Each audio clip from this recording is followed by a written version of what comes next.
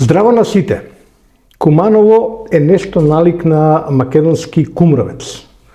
Во последните 30 години 4 имиња го одбележа политичкиот живот во овој град. Зоран Дамјановски, Оливер Спасовски, Ковачевски сениор и јуниор и Максим Димитриевски. Сите од иста партија, сите како рогови во вреќа.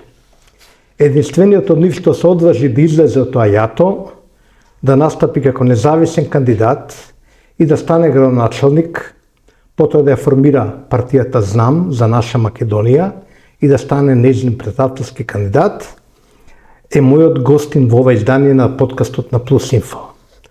Максим Димитриевски. Добре дојдовте во нашата редакција, господин Максим. Добро ве најдов, почитуван Геровски, поздрав до вас и до вашата екипа која што работи на подкастот и ви посакувам успешна работа. Благодарам. А по некоја случајност ние се запознавме во едни чудни околности многу одамна. Ја следам вашата кариера, но некако ми недостасува информација прецизна за кога беше точно моментот кога го напуштив се СДСМ, како се случи тоа, зошто? Јас и вие се запознавме прв пат на 6 април 2017 година. Меморија е непамтна. Ако се сеќавате на оној момент кога се случи таа случката во кафејана кај што бев нападнат и мене ме доживуваат луѓето како неконвенционален политичар, многу отворено зборувам за сите нешта. Инаку, па се уште не знам дали ја го напуштив СДСМ или тој ме напушти мене, бидејќи до ден денеска таму нема официјална одлука за моје исклучување, иако имаше разли ставови на портпаролот и на тогашниот подпредседател, но тоа е зад мене. Тоа се случи 2021 година,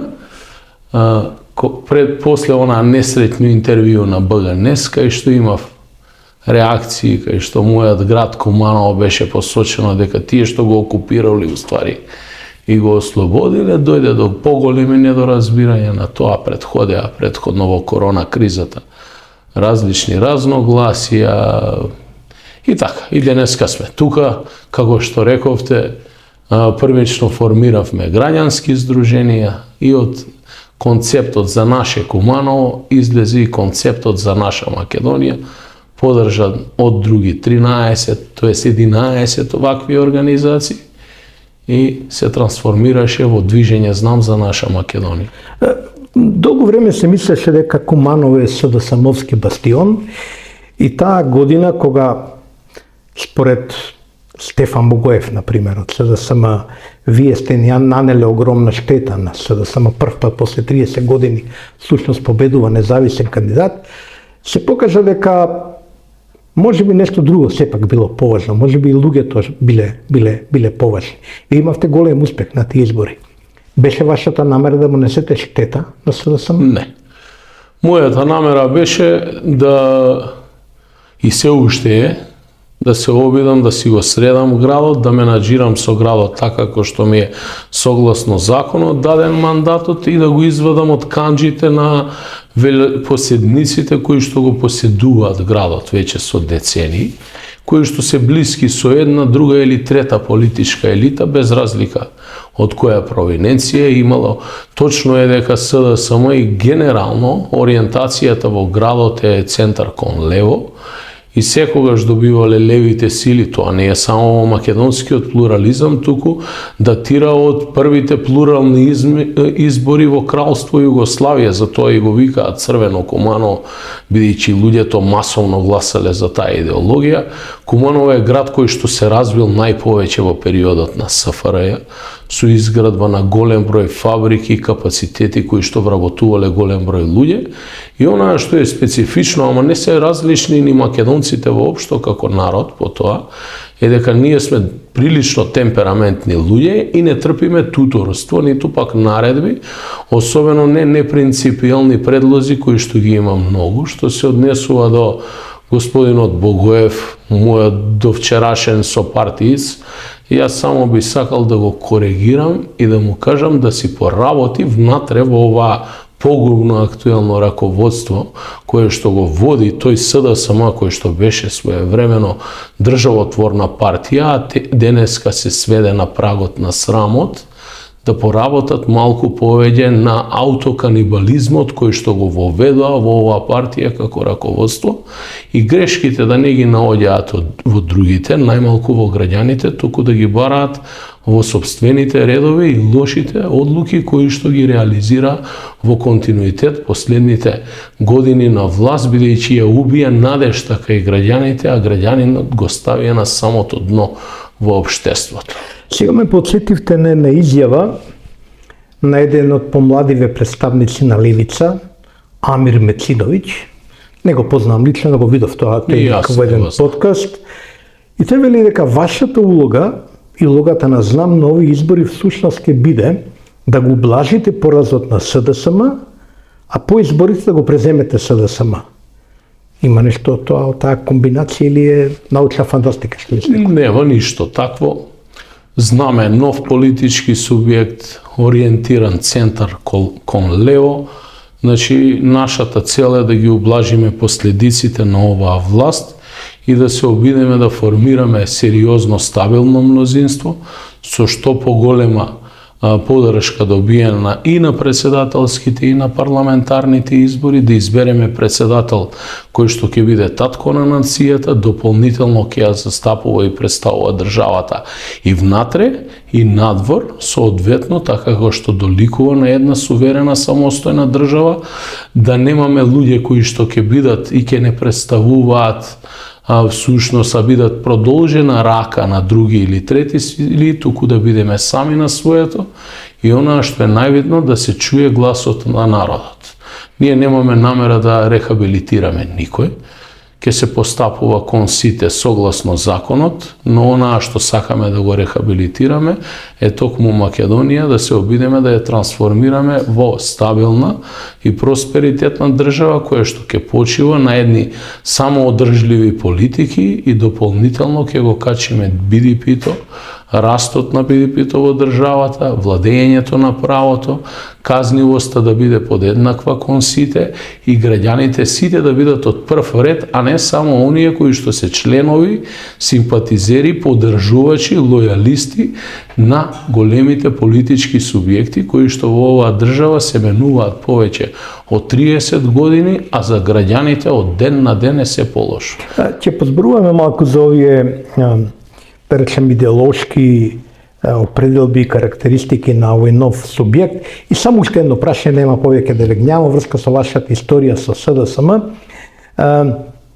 Кога бевте во фаза на формирање на граѓанското движење прва, а потоа и на политичката партија, многу се спекулираше дека со ова се Бранко Црвенковски, дека вие можеби сте продолжена рака на Бранко Црвенковски, дека се водат разговори, дека во еден момент Бранко ќе настапи на сцената зад вас, до вас и така натаму. Ништо тоа не се случи. Имаше ли некакви разговори со Црвенковски? Значи, повеќе пати имам во јавноста одговорено на оваа прашање. Јас го почитувам Црвенковски, бидејќи сум бил во најмладите години активист кога тој ја водел таа партија, која што велам и беше државотворна, но имаше големи своји пропусти. Самиот факт дека Црвенковски не потпиша за мојата кандидатура за председател го дава одговорот на вашето прашање. Инаку да, сум имал куртоазни разговори со Црвенковски и со многу други поранешни политичари тука, вклучувајќи го и Петар Гошев и останати, но секако тоа само се сведува на размена на ставови и мислења.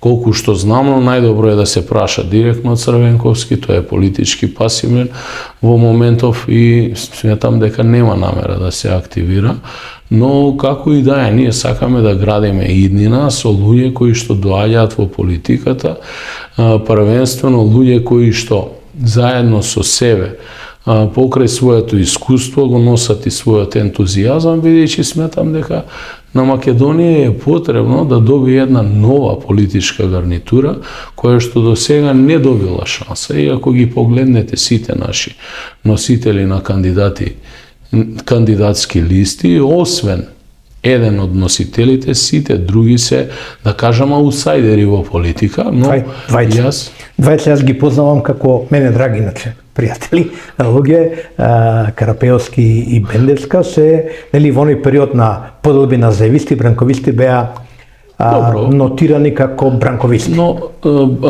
Карапеовски никогаш како човек, индивидуа кој што значи и како име и презиме и во науката и како поранешен активист, член на Централен одбор на СДСМ, не добил можност да имплементира власт. Така. За разлика од колешката Бендевска, која што била одреден период пратеник, но потоа не се ревидентира во СДСМ, се дистанцираше во клучни моменти од одредени лоши политики на оваа актуелна власт од позиција на председател на Комисија за дискриминација. Знам дека ви лично бевте исправени пред дилемата дали да влезете во трката за председател на државата или да останете во, да би рекол, по-комфортната позиција на носител на листа во изборната единица број 2, каде што вие сте суверен, неспорно.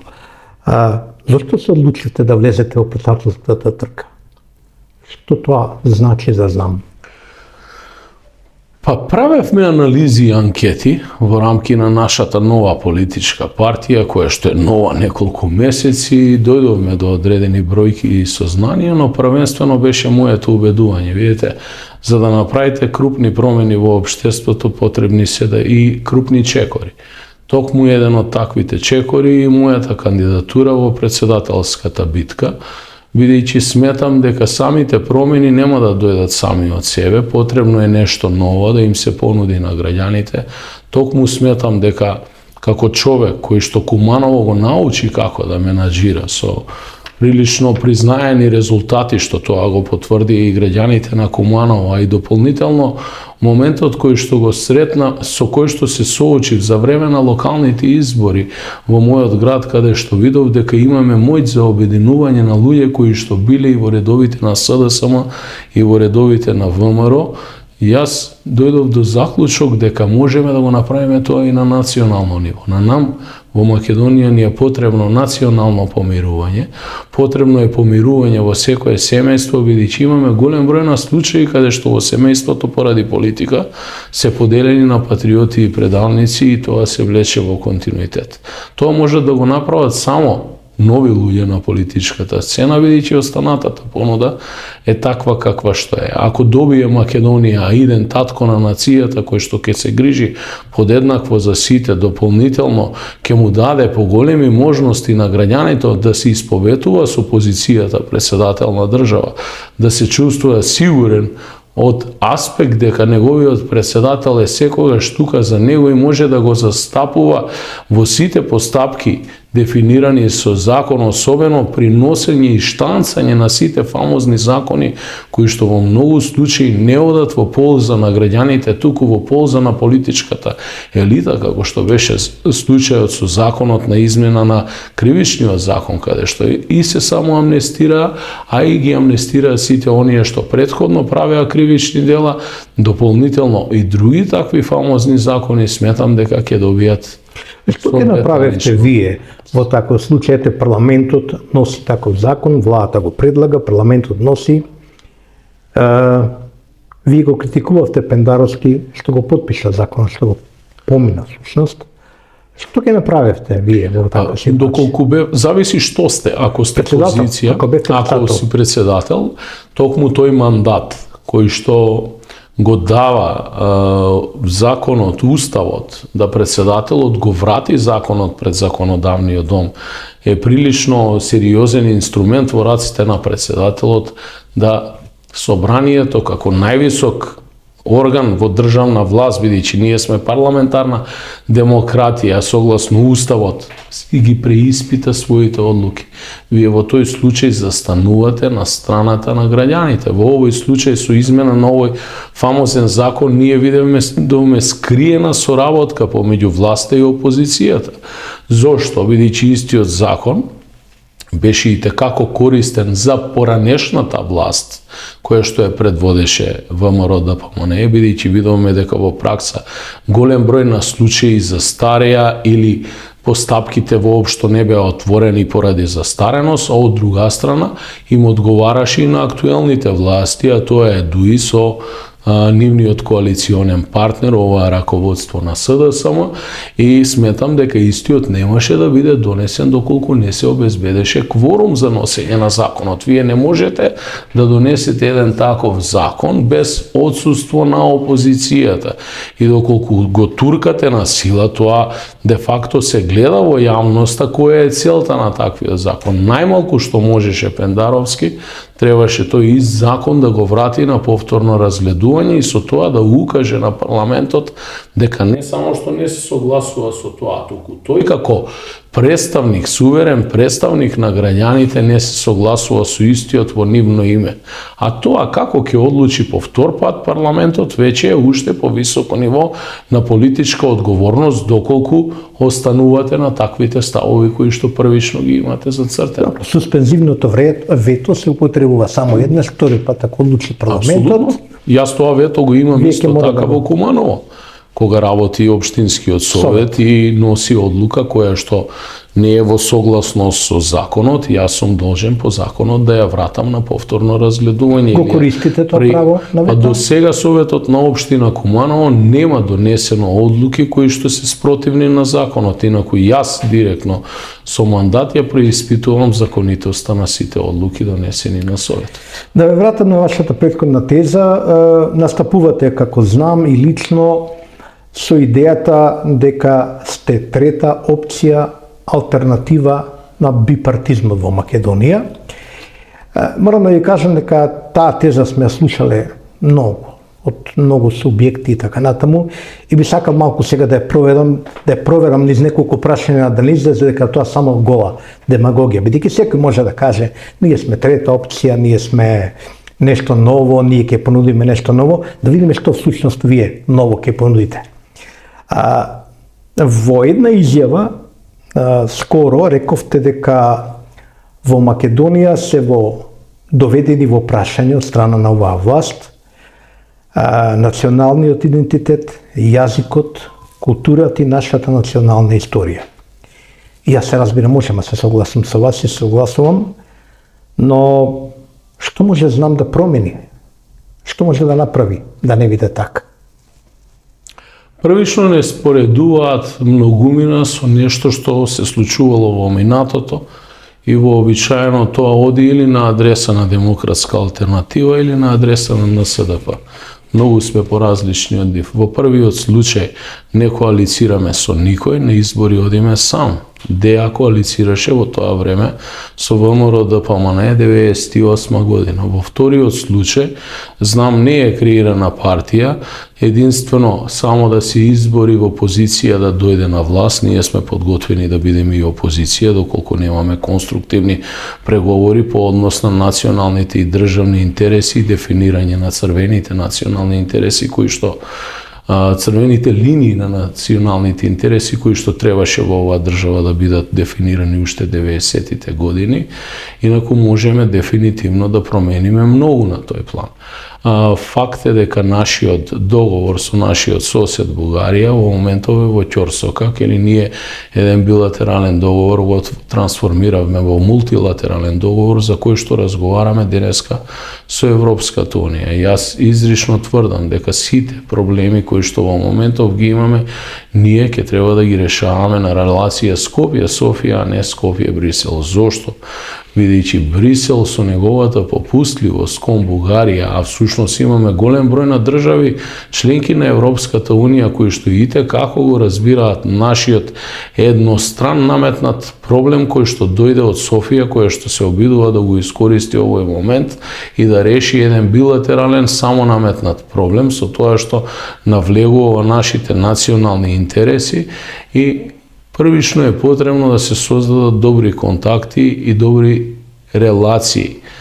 на релација Скопје-Софија со повеќе позитивни примери. Еве и да го решиме ова прашање, иако ние излегуваме со конкретен предлог, не знам дали се сеќавате, ден пред лидерската средба јас дадов конкретно решение, а потоа истото решение го парафразираше лидерот на опозицијата по лидерската средба, дека е неспорен влез на бугарите во Уставот, но имплементацијата или пак примената на уставните амандмани да се примени од моментот кога Македонија ќе стане полноправна членка на Европската Унија. Во моментов сите јавно манипулираат дека доколку овој проблем се реши, Македонија во 2030 година ќе стане полноправна членка на Европската Унија, што е апсолутна невистина. Дури 25-тиот чаптер е чаптерот за кој што ние ќе разговараме за македонски јазик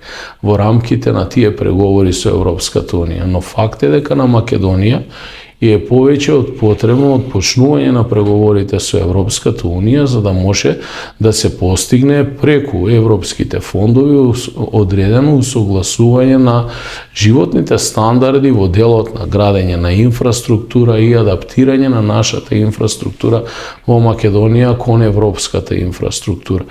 Но за да се реши овој проблем, првенствено треба да имате сериозна дипломатска мрежа со професионални дипломати од кариера, а не ова што денеска го имаме ние како дипломатија, бидејќи како држава ние сите битки ги изгубивме на маса и нашата дипломатија колабираше. Погледнете кој ни ја води дипломатијата и секој ви биде јасно. Значи, луѓе од партиски членови, активисти дојдоа во позиција на дипломатија. Ако правите... Од позиција на шеф на држава, извинувам што ја прекинувам, од позиција на шеф на држава вие ќе имате една ексклузивна можност, вие би имале една ексклузивна можност да именувате и да разрешувате амбасадори. Значи, вие би ја контролирале, односно би ја дизајнирале дипломатијата кадровски. Апсолутно. Кој ќе биде првиот амбасадор што би го смениле вие, бидејќи сте незадоволни, а и другите луѓе се незадоволни? Кој е прв на листата? А првично имаме поголем број на имиња, не е коректно сега да ги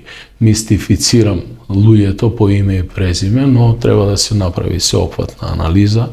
Има голем број на амбасадори кои што ги имаме во странство, кои што не исполнуваат елементарни услови да бидат амбасадори, а голем број на луѓе кои што седат во канцелариите во Министерството за надворешни работи, а се дипломати од кариера, чии што капацитет и потенцијал и како може да се валоризира во нашата дипломатија, но за тоа би говорил доколку ја добијам поддршката, бидејќи е некоректно да споменувам имиња во моментов. Надворешната политика сепак е продолжение на внатрешната политика на земјата, да употребаме на стара, мислам Марксова фраза, да парафразирам всушност.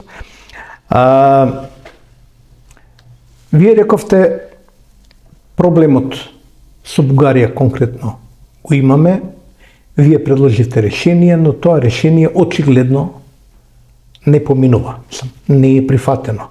Нешто друго е на маса, ги знаете тезите на владеачката структура, ти имаат конкретен предлог, бараат сега и веднаш после изборите да се донесат уставните промени, а албанскиот партнер во владата дури условува со тоа дека би коалицирале со било која партија која ќе го прифати тој услов. Веднаш прво уставни промени, па потоа коалиција, нова влада и така натаму. Што правите вие во таква ситуација? Вие можете да дојдете во ситуација реално со бројот на вашите мандати во парламентот да бидете јазичето на вагата, тие што решаваат кој ќе биде на власт. Како ќе се поставите во таква ситуација? Првично знам, нема намера да стане јазиче на вагата, туку има намера да стане фактор на стабилизација на Македонија, со тоа што верувам дека ќе добиеме огромна поддршка на следните парламентарни избори, кај што знам ќе го позиционираат како фактор на стабилност во следната влада, но видете геровски, кога вие сте слаби од внатре, кога во државата постои разногласие по сите национални прашања, кога постои огромна поделеност помеѓу политичките субјекти, високо ниво на личен антагонизам кој што реално постои во македонската политика, тогаш вие во очите на јавноста изгледате, кога ве наблюдуваат од надвор, изгледате многу слаб, порозен. Значи, потребно е да се постигне високо ниво на единство, а тоа се постигнува со број на представници во парламентот кои што го формираат мнозинството. Недозволиво и многу пати имам апелирано до нашите сограѓани кои што доаѓаат од албанската етничка заедница, тоест до нивните политички представници. Тие мора да имаат разбирање кон нас како македонци поради оваа прашање, бидејќи суштински се решава македонскиот национален интерес. Оваа држава настанала како резултат на желбата на македонскиот народ, се создала преку рамката на Крушевската република и Асномските повелби една независна држава на македонскиот народ и сите граѓани кои што живееле на тие простори, а припаѓале на другите етнички заедници. Доколку сме зависеле од желбата на останатите народи во нашето обкружување, ние денеска не би имале суверена и независна Македонија. Веројатно, како во минатото би припаѓале на некоја друга, трета или четврта држава од регионот. И затоа сметам дека и како битно е помалите етнички заедници да имаат разбирање кон нас, а не само да го следат евроатлантскиот курс. Ние сме членки на НАТО. Стратешката определба е да бидеме членки на Европската Унија, впрочем сите посакуваат да бидат тоа, и јас и вие сме родени како европејци и еден ден ќе бидеме членки на Европската Унија. Во Европската Унија треба да влеземе сами на своето, како стабилна држава, држава без корупција и криминал, со нулта корупција, со една развојна компонента на самоодржливост, при тоа не распродавајќи ги националните и стратешки ресурси со кои што располагаме во моментов. А тие Господ не ги дал. Едно е сонцето, друго е плодната почва и третото е се водите, тоа што во моментов и како актуелно, како секој се обидува од позиција на власт да зграби и да остави поголем простор нашите стратешки инвестиции всушност да ги направат странски, а не домашни компании или пак национални компании. И затоа сметам дека со една просперитетна, перспективна влада која што ќе биде дефинирана согласно сите тие начела, ќе може да се развие една сериозна програма за краткорочна стабилизација на државата и долгорочен развој на Македонија, а нам Европска Унија нема да ни побегне. Кога ќе бидеме консолидирани со своите редови, тогаш и сите дипломати во државата, но и нашите пријатели вон границите ќе не разбираат, а и верувајте ме, дефинираат на поинаков начин. Дека Македонија е единствена по одредени прашања и треба многу да се внимава како и се наметнуваат одредени решенија, бидејќи овој предлог по кој што ние денеска разговараме, францускиот предлог за кој што представниците од Франција велат не е тоа француски предлог, а кога ќе разговарате со дипломатите од останатите европски држави велат тоа е француски предлог, а всушност видовме и тоа актуелниот претседател го потврди дека тоа всушност бил негов предлог и предлог на поранешниот премиер Ковачевски, всушност е погубен за нас. Затоа што индиректно во самиот предлог ви е импутирана резолуцијата на Бугарското собрание, која што е еднострана како акт, а и како опасна за нас како независна, суверена, самостојна држава, која што ние македонците ја имаме формирано, бидејќи ниту јас, ниту вие, ниту било кој македонец овде не се чувствува дека е македонец од 45-та. Ние сме македонци во континуитет, такви какви што биле нашите предци и нивните предци. Се согласувам целосно со овие, да речам, тези, факти, дефинитивно, но знаете, тука е каваката во овие, во разбирањето на меѓународниот фактор и на влијанието врз некои од домашните политички фактори, кои за жал во овој период доминираа на политичката сцена, во овој клучен период, а тоа е разбирањето дека Македонија прво ниту е толку суверена како што вие посакувате или сите ние посакуваме. Има сериозно споделена сувереност, има сериозно влијание на други сили врз однесувањето на Македонија во севкупната геостратегија и во меѓународната заедница. Ниту е така самодржива како што ние би посакале. Ова е презадолжена држава, ова е држава во која практично едва ја обстанува во меѓународните финансии. И сега притисокот е тука. Тезата е следна. Ние мора да влеземе во Европската Унија, макар не носеле и подмишки, макар не носеле и како болен човек со скршена нога, скршена рака, некако да влеземе внатре, па внатре ќе се оправиме и на тој пат ние поради таа наша мана, да речем, ајде да речеме фабричка мана, направивме во овој период преголеми жртви. Дури се разви идеологија, една и теза, дека тие жртви се и на некој начин епски, на некој начин од тие жртви можеме да градиме и приказни за нашите победи. За крај да се испостави дека не сме баш многу ќар, не сме многу во добивка. Како тоа сега ќе се промени? Вие велите ќе станеме самодржлива држава. Како? Ние сме сега една прилично лошо поставена со малку економски успеси држава во споредба со другите во регионот, например, да разберуваме пошироко. Како да мрднеме напред? Тоа е многу просто и многу едноставно. Јас како човек кој што менаџира најголема општина, тоа го воочи во менаџирањето на општината.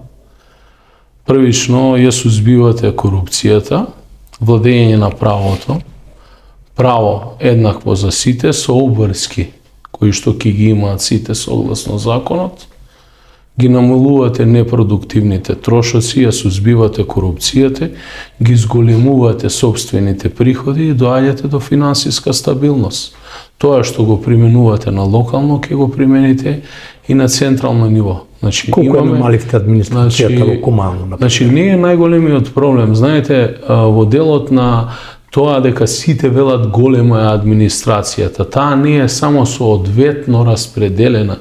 Инаку, кај нас во секторот за урбанизам недостасуваат најмалку уште 15 луѓе. Многу е побитно какви луѓе имате внатре на располагање.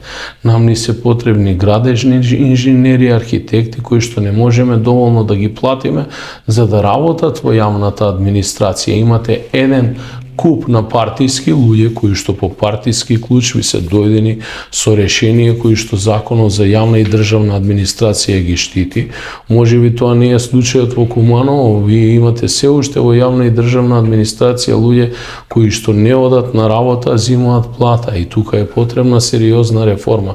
Но многу побитно е да се сузбие корупцијата во целост и дополнително да се генерираат нови ресурси или нови средства да влезат во државната каса. Не мора да одите подалеку, отворете го фондот за здравство и ќе видите колкави средства по глава на човек ви се одлеваат. Па споредете се со суседството, каде што не е нешто драстично подобра состојбата во делот на борба против корупцијата и ќе заклучите дека само во фондот за здравство ние имаме огромни средства кои што завршуваат во приватните джепови, кои што доколку ги реинвестирате од позиција на државата, можете да ги бирате тие стратешки капитални проекти и во делот на Вардарската долина, и во делот на хидроакумулациите, и во делот на енергетиката, наместо да давате бизнис на Матели Неос под онакви услови кои што се побогубни и за нас и за државата, ќе го реализирате тоа преку вашето јавно предпријатие кое што е во државна собственост. Но сето тоа за да се постигне првенствено е потребно многу труд, работа, посветеност и луѓето кои што ќе работат на тие проекти да бидат идеолошки мотивирани да си ја сакаат државата и да сакаат да постигнат резултат. Во спротивно сето тоа ќе останат празни зборови на хартија. Дали Македонија има потенцијал и капацитетите, како има? Ние не сме многу задолжена држава. Македонија е во категорија на средно задолжени држави. држави, но кога имате власт која што подпишува онакви проекти како што е проектот Коридорот 8, фамозни проекти кои што имаат за цел Македонија да ја трансформираат од полузадолжена во целосно задолжена држава, кои што средства и пари за тој проект треба да ги враќаат нашите внуци и правнуци и нема да можат да ги вратат со оваа темпо на економски развој или раст на БДП-то во државата, всушност некој свесно или несвесно ве турка во постапка да се презадолжите и да бидете што помалку независен. Спомнавте суверена. Во Македонија ние имаме сериозни проблеми со класична екстериторијалност. Во Македонија ние имаме случаи дека власта нема супрематија на цела територија. Тоа ви е класичен пример со Кичево. Видете, доаѓа се одбележува ден, некој национален ден и вие имате само знамења на странски држави, додека немате ниту едно државно знаме на Република Македонија или Македонија, Северна Македонија, без разлика како и да не нарекуваат, ние сме тие македонци во срце и душа, сме учеле дека ова е Македонија и така и ќе биде за секој од нас, тоа не може да се искорени. Но од друга страна, доколку имате независна власт, која што ќе постапува согласно законите, кои што се и како добро напишани, но бара да се постапува по нив, а не да бидат толкувани од страна на оние кои што имаат обврска да постапуваат по нив, ние можеме да направиме држава која што ќе има системи каде што ќе има владење на право и ќе важи тоа правило за сите во државата без разлика кој која позиција ја реализира. Видете, Коридорот 8 го спомнав, тоа е еден многу лош проект во моментов. Зошто? Бидејќи тие средства првенствено можат да се вложат во многу други капитални инвестиции кои што владата ги форсира да ги даде на наводни стратешки партнери во непосредни спогодби. Да не зборувам за постапката фамозна како беше избрана фирмата, но на крајот на денот тоа е битен геостратешки коридор кој што мора да се лоцира од точка А, која што е Драч, до точка Б, која што е Скопје, и точка С, која што е Бургас. Значи, тоа е коридор кој што е како битен за јужното крило на НАТО, кои што се исто така наши партнери и треба да се турка тој коридор, но при тоа да се побараат средства и финансии во делот на негово финансирање да учествуваат нашите стратешки партнери, бидејќи една мала и сиромашна Македонија не може еден таков проект само од себе да го isfinansira. Зошто би инвестирале нашите стратешки партнери во патот Скопје до Охрид? Еве сега ќе ви кажам, ние веќе пат Скопје Охрид имаме, немаме потребе да правиме нов коридор 8. Значи ние веќе имаме и 50% завршен автопат. Значи ние имаме во моментов Скопје-Тетово, Тетово-Гостивар, треба да се работи на трасата Гостивар-Кичево, Кичево-Струга се работи, тоа ви е коридор 8. Доколку сакате нов коридор 8, пробите само една точка од Тетово до Приштина и вие всушност потоа на Приштина го имате целиот коридор 8. Овој коридор вака, како што е замислен, а рекоа дека се уште и проектот не е завршен, го тендерира и избра изведувач, тоа е реномираната фирма, мора да признаем, Менка Бехтел, кај што видовме пукање на неколку димни бомби на локациите каде што наводно ќе се работи, а таму се уште ви стои само маичката на Артан Груби кој што е совлечен, но од друга страна, тој цел проект е замислен со носивост, висока носивост на автопатот, што подразбира сериозни интервенции на самата траса. Ние немаме потреба од такво нешто. Зошто ќе се користи таа траса? Па дефинитивно за транспорт на тешки возила и друг вид на опрема на овој коридор, бидејќи со истиот се бајпасира Босфор и Дарданели. И доколку нашите стратешки партнери, а и ние сме тука заедно на маса со нив во НАТО, сметаат дека овој коридор треба да се заврши во целост, треба и да инвестираат во истиот. Ние кој го инвестираме до стандардна носивост, а дополнително трошоците за екстремна носивост на самиот автопат нека го инвестираат тие. Јас имав можност на оваа тема да разговарам со господинот Еди Рама во Тирана кога бев летово и многу отворено пред мои пријатели од Соединетите Американски држави и целиот регион го прашав за овој коридор. Викам, докаде е Албанија со истиот? Вика, не сме мрднале ни милиметар. Зошто? Затоа што немаме пари. Па кај ќе најдеме пари, вели американците, не даваат Европската унија, се уште не дава Албанија, нема средства да го изфинансира истиот. А видете, ние веќе уплативме 160 милиони евра аванс и дополнително мислам дека уште 20 милиони евра аванс. Јас гарантирам дека овој проект ќе биде еден од најкриминогените проекти во историјата на оваа држава, со кој што не само што Македонија ќе влезе во тешка финансиска дубиоза, туку првенствено и граѓаните ќе бидат изманипулирани до максимум. Потребна е една сеопфатна анализа на целиот проект и дополнително, значи да се изведат заклучоци од самата таа анализа, што понатаму согласно склучениот договор со фирмата која што е изберена со закон за изведувач на истиот проект. Но ова не е единствениот таков проект.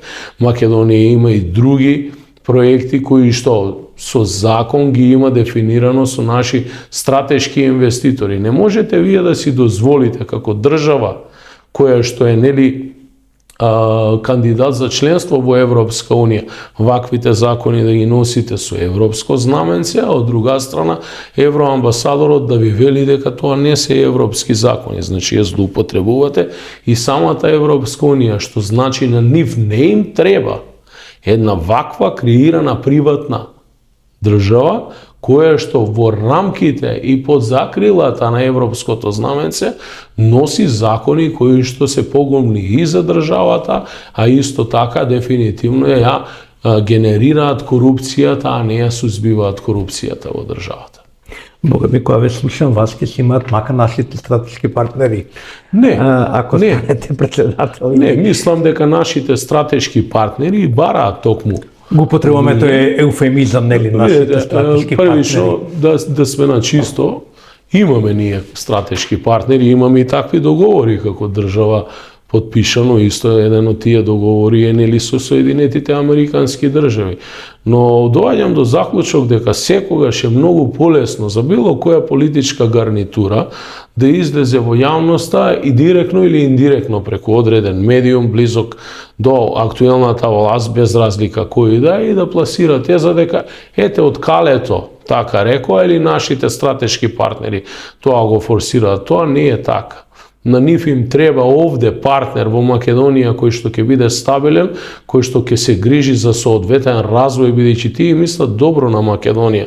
Ние сме премногу мала држава да бидеме тој кој што ќе ги дефинира условите како и под кој начин геостратегијата ќе ги развива своите планови на овој простор или на оваа точка. Вие правите разлика меѓу она што евентуално е став на нашиот стратешки партнер, Соединетите Американски држави, составот од Стейт Департментот од Вашингтон, до она што доаѓа што се преломува како политика на калето, нели, на Американската амбасада и по овие барбекю, забави и така натаму. Тука има разлика според вас, некоја суштинска значена? Не се работи за разлика, значи странските дипломати, не само Соединетите Американски држави, нивната основна обврска е соодветно да ги представуваат нивните држави овде и да ги штитат и бранат интересите на нивните држави и стратешките партнери нивни. Во овој случај со Македонија, мислам дека тие ја доживуваат како недораснато дете, кое што треба да ја преземе одговорноста да се грижи сама за себе во рамки на тие стратегии кои што и самите ги поставуваат и на национално ниво од нивен аспект, а и дополнително на глобално ниво со своите стратешки партнери. Факт е дека НАТО се шири, дефинитивно НАТО е присутен во регионот, ние сме 30-та земја членка на НАТО, седиме на иста маса и имаме можност да го договараме тоа, но при тоа треба да се водиме и од нашите национални и државни интереси, а особено од интересите на македонскиот народ, бидејќи видите геровски џабени на нам било кое членство во било која меѓународна асоциација, ако ние го подгазиме тоа за што се бореле нашите предци, а тоа се основните принципи на Крушевската република и на основ. Има еден страв, господин Димитриевски, јас тоа го, прв пат ќе го кажам вака во ова прилика, ја го гледам тоа, има еден страв кај нашите политичари, кај дел од јавноста, кај новинарите, ако сакате, во медиумите, од тоа што ќе рече калето, Инаку мислам дека тоа е изнасилена приказна за преголемото странско влијание врз домашната политика, но постои еден страв и, например, се случи една неверојатна работа да американската администрација направи една техничка, банална, фатална грешка да стави на црната листа заедно со Катица Јанева, поранешната специјална јавна обвинителка, и едно покојно лице, незаниот покоен маж. Она што мене ми изненади, луѓето после признаа грешката после некое време, кога некој се сети да ги праша што е ова, но во меѓувреме јас не прочитав ниту еден коментар, ниту една редакција, не слушав ни еден политичар да каже: добро луѓе, каква е ова смисла, што бара покојник на црната листа, тој онака не може ништо веќе да направи, ни добро, ни лошо, ни зло. Забележувам еден страв од луѓето да не се најдат и тие на црната листа. Еден од претседателските кандидати, нели, господин Јакимовски, е веќе на црната листа. Забележувате ли вие тој страв? Поставен дал и ке вас или ке некои други луѓе таков страв? Што тоа ќе влие врз Искрено да ви кажам, кај мене не постои никаков вид на страв, бидејќи да немаше доволно самодоверба и храброст, немаше ни да влезам во оваа борба.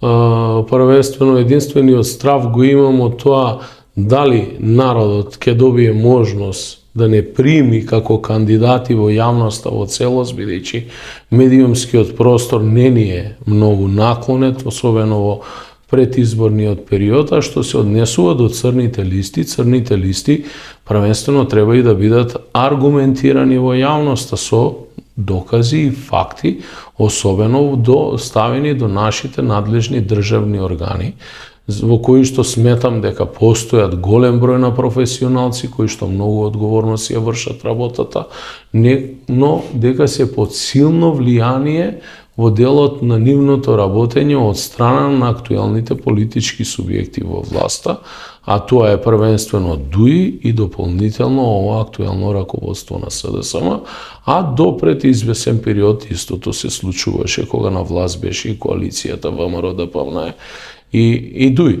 Што значи, сето она што ќе излезе во јавноста за било кој политичар е легитимно од аспект на една суверена држава како САД да излезе и да каже дека за тоа и тоа лице постојат одредени докази, тоа потоа треба и да биде аргументирано. Во спротивно ве става во состојба да добиете анатемизација како личност, поединец за кој што не постојат соодветни докази. Не верувам дека САД би направиле такви пропусти како држава, но секогаш се можни ете такви технички грешки и пропусти. Нема што да се говори за господја Катица Јанева, бидејќи сите бевме сведоци на сето тоа што се случуваше. Таа всушност со дел од тие постапки кои што излегоа ја уби надежта кај граѓаните дека конечно можат да доживеат правда. И еве сега ако правиме анализа... беше миленик на американската администрација. Не само на американската амбасада, видите, ја бев составен дел на шарената револуција. И јас до ден денеска верувам во тие идеи за кои што ние се залагавме и боревме. Точно е, нема правда, нема мир, немаше правда и немаше мир ни тогаш, а нема ни денеска. Јас тоа директно го чувствувам на моја кожа со монтираниот случај во Куманово, за кој што ќе си дојде епилог, бидејќи правдата е бавна, но доаѓа исто така ќе излезе вистината и во овој случај, но дополнително... Зборувате за судењето што ве очекува сега. Да, судењето кое што ме очекува, кога ќе се отвори целиот случај, ќе видите за каква постапка се работи, но како и да е, и дополнително се уште верувам во фактот дека зборот е збор. Тоа беше паролата моја и тогаш и се уште ја држам. Тоа што за жал одредени поединци кои што тогаш се наметнаа на јавноста и ја изманипулираа јавноста, подоцна кога дојдаа во позиција да практикуваат власт, зборот го заборавија, а правдата дојде само за нив и нивните семејства и за никого друго. Всушност остави простор да ние немаме можност денеска Груевски да го гледаме овде во Македонија, туку да ни испреча пораки од Будимпешта. А да се вратиме назад, кој дозволи Груевски да си замине? Или пак, ајде да направиме една анализа. да ние до ден денеска, после 20 години власт во оваа држава, имаме еден висок функционер на ДУИ кој што бил изведен пред лицето на правдата. Нема таков случај. Што значи ДУИ си ги користи неговите партнери во власта како обичен привозок за реализирање на неговите цели. 2000 година повојниот конфликт буквално со Калашников влегува во парламентот, добија на трендот тогашен по фијаското во Охрид и подпишување на Охридскиот рамковен договор, дополнително се инсталира на сите нивоа на извршна власт, направија комплетна политизација на системот и денеска од ден на ден ги гледаме како ја запоседнуваат најбрутално независната судска и обвинителска власт. До каде ќе оди тоа? До создавање на приватно судство, кај што ќе го гонат Геровски ако каже збор 2 или 3 лошо за актуелната политичка елита. Тоа е недозволево, тоа е воведување во еден скриен тоталитарен режим и затоа велам многу пати дека токму корупцијата е најголемиот непријател на демократијата во Македонија и сметам дека доколку продолжи овој развој на корупцијата, ние ќе имаме епилог на воведување на едно скриено тоталитарно општество. Од друга страна, сите тие корумпирани се здружуваат помеѓу себе и покажуваат со прст на најчесните во општеството. Цело Куманово знае дека јас не сум градоначалник кој што дозволува да се градат градби во градот кај кој ќе стигне. Што значи не може да градите куќа, па зграда, веднаш до куќата. И имало такви дупови кои што биле донесени и барам механизми согласно законот тоа да го спрешам. Секогаш го штитам јавниот интерес и интересот на граѓаните. Се здружија двајца градежници кои што првично институционално преку сите институции ги искористија сите ресурси за да ги сузбијат моите ставови. На крајот имаше и непристојни предлози за кои што допрва ќе се водат епилози пред надлежно судство кое што ќе биде деконтаминирано, а некако денеска што е, и на крајот ќе ја чуе јавноста вистината, но се здружуваат и покажуваат со прст на оние кои што се борат против таквиот систем. Очекувате многу такви фаули во текот на кампањата и пред неа, бидејќи сега се спомнуваат, не знам, станови и така натаму. Да ви кажам, Вие не сте типот на Стефки Акимовски, тој беше најнапаген по таа линија, не велам дека човекот е кабен, значи, јас очекувам се, но ова за мене не е нова работа, Гировски. Јас поминав низ овој период пред 2,5 години и тогаш бев обвинуван за земјиште. Едно можам најодговорно да кажам и тоа многу пати претходно го имам кажам. Се што имам стекнато во својот живот, сум го стекнал јас и членовите на моето најблиско семејство. Јасно, гласно и транспарентно било заведено согласно договори во имотните листови. Не поседувам некој огромен имот, може многу лесно да се истражи, а тоа кој како менаџира со семејниот капитал и на каков начин, тоа е веќе нели ваша уметност лична.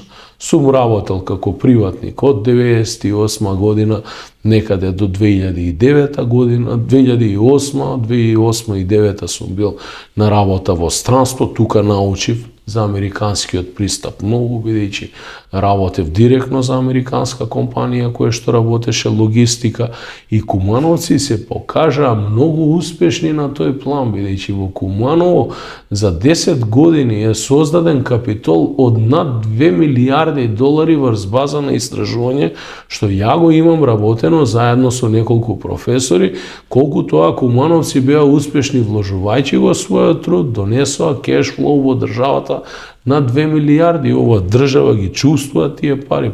Тие пари се дел во банките, дел во некретнините и така наотаму. Продолжив потоа со семејниот бизнис, влегов по барање на раководството на моја партија во политиката како член на советничка листа, дополнително потоа и како председател на советот кус временски период како пратеник, председател на комисија за одбрана и безбедност, чисто заменик беше актуелниот председател Пендаровски, И едноставно, јас ја туркам мојата агенда со моите истомисленици, јавно и транспарентно не чекам да ми постават прашања, туку одговарам на сите теми без пардон. Зошто? Основните начела во моето работење се транспарентност, отчетност и одговорност, и така ќе видите и резултат во општина Куманово, бидејќи ако правите злоупотреба, Геровски, вие не можете да имате и проекти, но и да имате и пари на сметката на општина Куманово. Во овој случај, ние сме рекордери во реализација на проекти со сопствени средства, рекордери на приходната страна во општината, а при тоа да не зголемиме ни една јавна давачка во делот на собирање на даноци и такси кон граѓаните, и дополнително рекордери по основ на средства кои што ги поседуваме, наши средства изворни над 7,5 милиони евра во овој момент, со сите сметки платени кон сите добавувачи. Тоа е домаќинско работење и тоа се гледа од хеликоптер. Единствена општина која што има сама побарано ревизија од Државниот завод за ревизија сме токму ние во тековната година 21 пред самите локални избори, се со единствена цел да утврдиме дали некој некаде има направено евентуална злоупотреба. И во општина Куманово и во сите јавни предпријатија, кои што најголем дел од нив во минатото беа финансиски блокирани од страна на поединци кои што денеска повеќе не се таму на тие позиции, а ги користат другите позиции кои што ги имаат лично или во јавноста за да направат одреден проблем на поединци кои што успешно менаџираат. И јас планирам тоа што го научив таму, едноставно да го спроведам и на ниво на држава. Бидејќи таму е малата бара, а овде е големата бара која што е за Матија СДСМ и ВМРО ДПМНЕ има и големите крокодили. И големите крокодили, и на крајот ќе ги фатиме, ќе ги извадиме на суво, и нормално е дека не може државата да биде заложник веќе децении, трета деценија, влегуваме во четврта, заложник на поединци и на поедини зони личности кои што имаат глобален интерес во Македонија, ни се тука внатре. Инаку започнаме со странците, велат не ни мислат добро, не тие ни мислат добро. Бидејќи оваа држава стана самостојна држава 90-та година, 91-ва година, благодарејќи на желбата на македонскиот народ првенствено, помалите етнички заедници кои што се одзваа на референдумот да излезат и дополнително со поддршка на меѓународната заедница. Мислам дека се сеќавам на зборовите на Сайрус Венс, може би ќе ме коригирате кога рече дека не секое племе може да има држава, постојат многу големи, поголеми нации од нашата во светот кои што немаат своја држава. За среќа ние имаме и токму на оваа геостратешка точка која што не јас и вие, туку Бисмарк ја има дефинирано, а ние не знаеме да го користиме тој капацитет, како да ја придвижиме преку таа геостратешка точка и глобален интерес, да ја придвижиме и нашата економија и државата на напред. И секогаш грешката ја бараме на тие од надвор. Не, грешката е тука, затоа што овој систем е создаден така да биде во функција на поединци кои што од ноќ во ноќ се богатат, а обичниот граѓанин е се посиромашен и посиромашен. Господин Димитриевски, тој Бисмарк, го спомнавте, меѓу другото има и кажено, Бисмарк, да, меѓу другото, ако не се лажам, има и кажено, не сакате да знаете како се прави политика, како што не знаете да сакате како се прават колбаси. Ја ви посакувам прво успех во кампањата, да имате, нема да имате спокојна кампања, нема да има воопшто во Македонија спокојна кампања, тоа е дел фолклорот, но ви посакувам добро да се носите во кампањата. Потоа, после 8 мај, ќе се случуваат многу важни работи во Македонија. Тогаш ќе биде потребна и мудрост, и вештина, и знаење да ги реализирате овие ваши амбиции и планови. После 8 мај ќе се, ако бидете председател, или ако бидете важен штик во владата, веројатно потешко ќе се гледаме, а ако се гледаме Куманово, ќе се видиме на мезолак кумановски. И благодарам за што дојдовте ова. Благодарам Геровски, само го споменавте Бисмарк. Има исто една реченица за нас македонците, кажано кое што се толкова на два начини и вели Македонише цуштенде, кое што се преведува на два начини. Не се сложувам во таа изјава со него. Всушност ние сме мал народ, но многу голем во срце и најголемиот проблем бил во историјата да сватиме дека треба да бидеме своји на своето, сигурни во себе и да генерираме и создаваме нови лидери, бидејќи моменталната политичка понуда на тој план е потрошена. На Македонија и се потребни нови лидери кои што ќе ја поведат во нови победи и нова стабилизација. Чест ми беше што сум ваш гостин овде во ова прекрасно студио и секако дека ќе останам отворен за соработка и на вас како Плюс Инфо, а и секако отворен кон граѓаните. Секогаш, без разлика која и позиција да ми доделат граѓаните во иднина. Ви благодарам уште еднаш на тие што не гледа трпеливо и што не слуша во текот на ова интервју. Им посакувам да бидат внимателни, бидејќи наскоро ќе имаме разговори со сите претседателски кандидати и потоа со партиските лидери во подкастите на Плюс Инфо. Ако им се допаѓа ова што го работиме тука, ако им се допаѓаат овие разговори, јас ги повикувам сите да притиснат subscribe, лајкуваат и го следат нашиот YouTube канал. До следната прилика, господин Димитриевски. Се гледаме.